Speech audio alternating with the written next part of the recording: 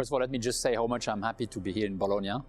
I'm happy because I really love this town, but also because I found fantastic to see so many people being brought together. When you see all the volunteers coming from all the region, seeing people also work internationally, nationally, having also the staff, the paid staff being there together, being able to really think about what we will do in the future, that's great.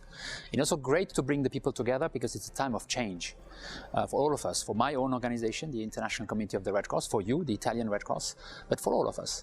And I think being together is something very, very important when you want to understand what will come tomorrow, being prepared to change and to adapt ourselves.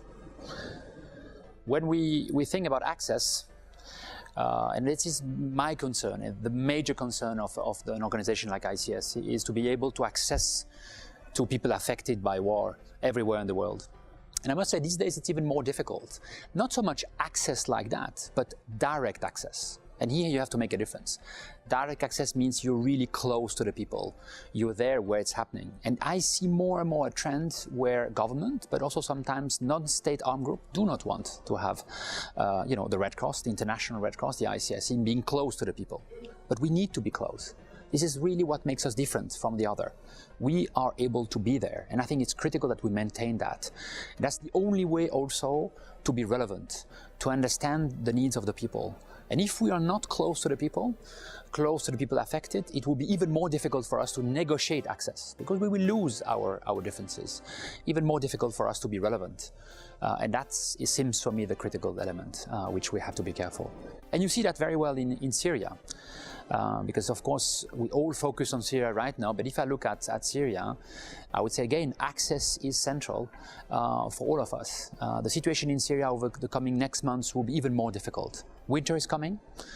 The humanitarian situation is not improving at all.